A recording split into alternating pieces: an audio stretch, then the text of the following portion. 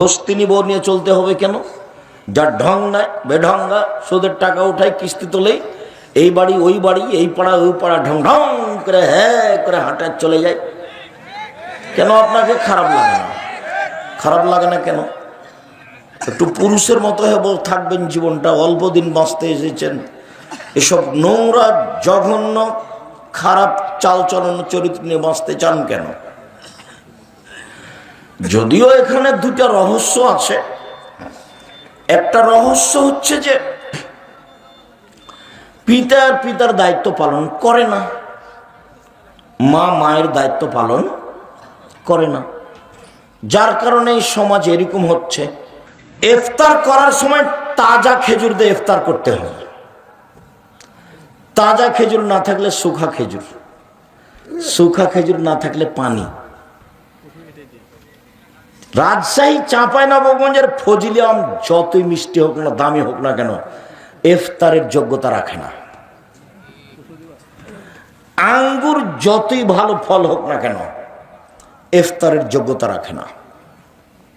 পৃথিবীতে যে কোনো ফল, যে কোনো খাদ্য ইফতারের যোগ্যতা রাখে না, শুধুমাত্র এক তাজা খেজুর, না হলে দুই শুখা খেজুর, না হলে তিন পানি।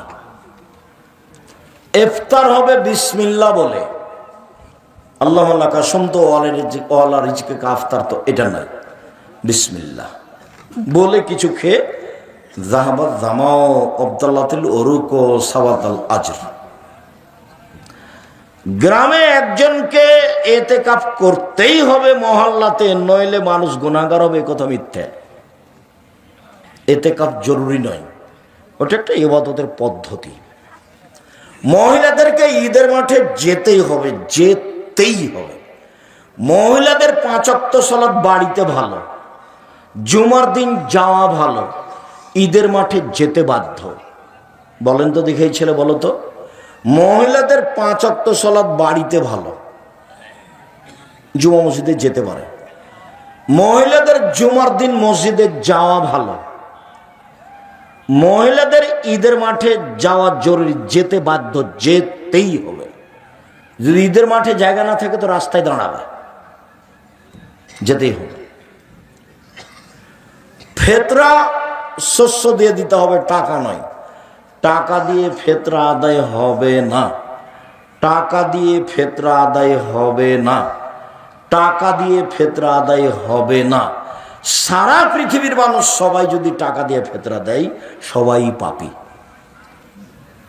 ভারত, বাংলাদেশ, পাকিস্তানের শতকরা 95 জন লোক মাঝাবি, মাঝাব মানে তারা ইরাকের পরিমাপ অনুযায়ী 3.5 কেজি ধরে 1.25 কেজির দাম ধরে টাকা দেয়।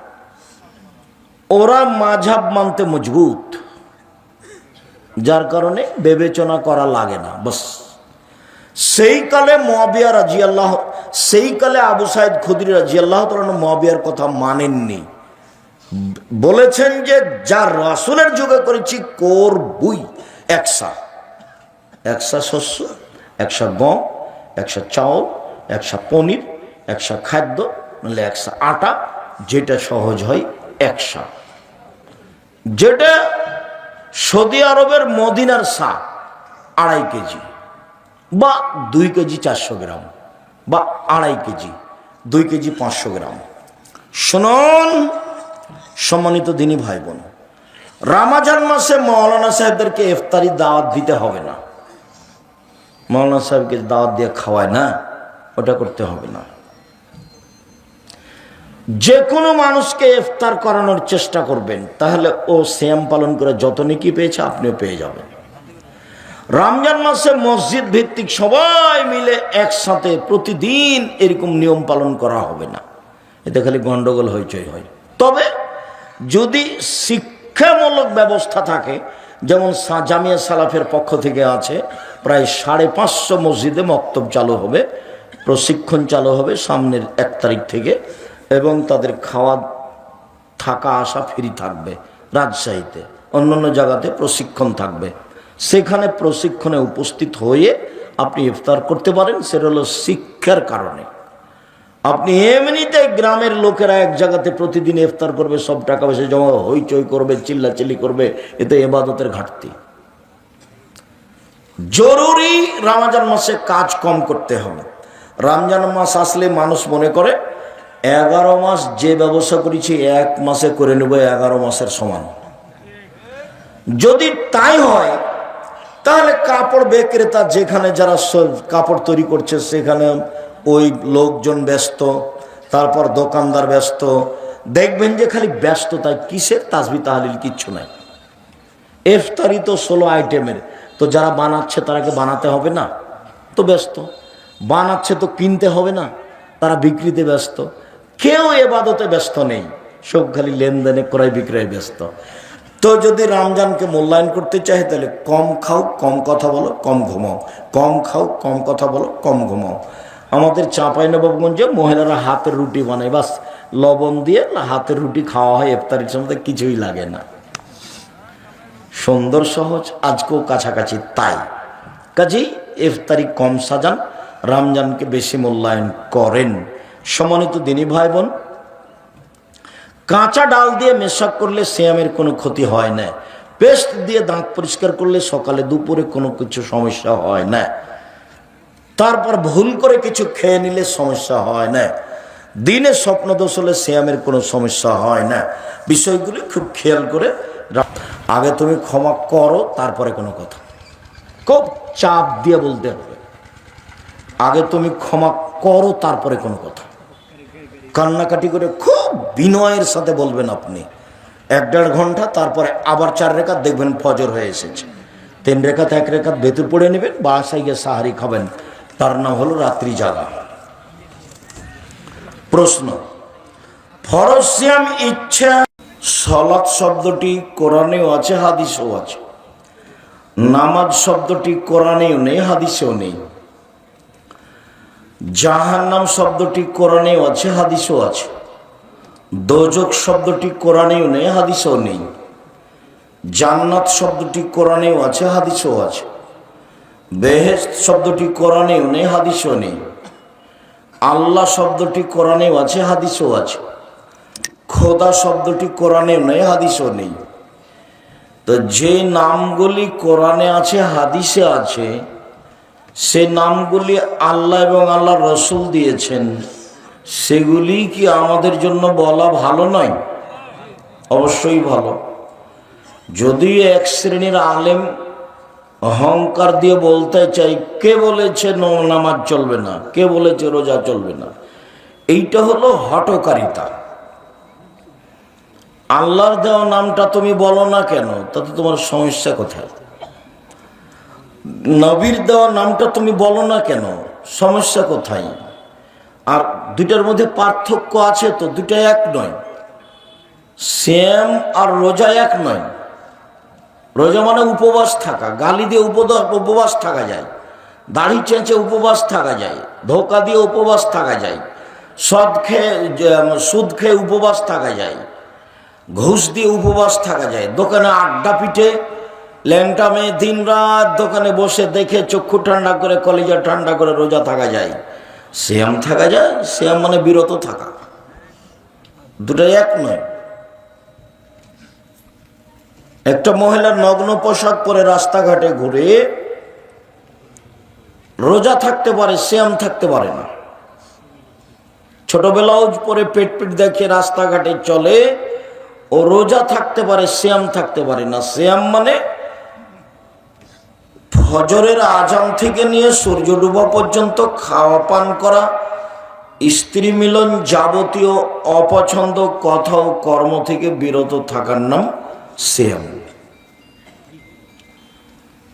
আল্লাহর নবী বলেছেন যে সিয়াম পালনকারীকে যদি কেউ সিয়াম পালনকারী লাম ইসখাব ওয়ালাম ইয়ারফুস, কোনো অপছন্দ অশ্লীল কাজে লিপ্ত হতে পাবে না, আর হইচইমূলক কোনো অপছন্দ কর্মকাণ্ড ঘটাতে পাবে না।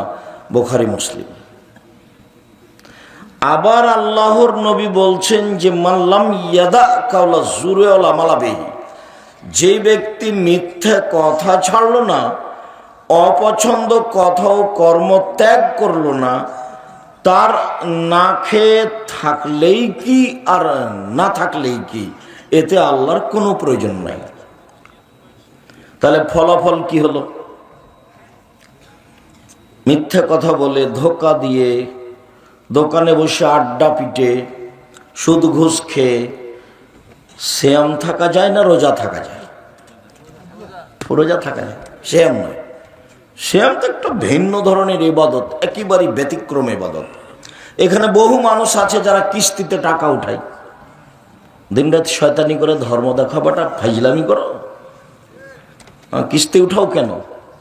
ও তো জেনা যেমন পাপ, সুদও তেমন পাপ। শরম হয় না কেন তোমার? মানুষের বাড়িতে কাজ করে খাওয়া, মানুষের বাড়িতে কাজ করে খাও। যদি কাজ না পাও ভিক্ষে করে খাও। সুদ খাওয়া কেন? সুদ তো হারাম। ও সুদকে এক সময় জেনার সমতুল্য বলা হয়েছে, সুদকে এক সময় শুকুরের সোরের সাথে জড়ানো হয়েছে, সুদকে এক সময় আপনার ওই জুয়ার সাথে জড়ানো হয়েছে। যেসব পাপের কারণে পরকাল সরাসরি হারিয়ে যাবে, ধ্বংস, তার একটা সুদ। তো কিস্তিতে টাকা উঠাবেন কেন? আপনার বউ টাকা উঠায় কেন? বউ কথা শোনে না, কথা না শুনলে তালাক দিয়ে দেন। ও হস্তিনী বউ নিয়ে চলতে হবে কেন? ও হস্তিনী বউ নিয়ে চলতে হবে কেন? যার ঢং নাই, বেঢঙ্গা, সুদের টাকা উঠায়, কিস্তি তোলেই, এই বাড়ি ওই বাড়ি, এই পাড়া ওই পাড়া, ঢং ঢং করে হ্যাঁ করে হাঁটা চলে যায়। কেন আপনাকে খারাপ লাগে না? খারাপ লাগে না কেন? একটু পুরুষের মতো থাকবেন। জীবনটা অল্প দিন বাঁচতে এসেছেন, এসব নোংরা জঘন্য খারাপ চালচলন চরিত্র নিয়ে বাঁচতে চান কেন? যদিও এখানে দুটা রহস্য আছে। একটা রহস্য হচ্ছে যে পিতার দায়িত্ব পালন করে না, মা মায়ের দায়িত্ব পালন করে না, যার কারণে এই সমাজ এরকম হচ্ছে।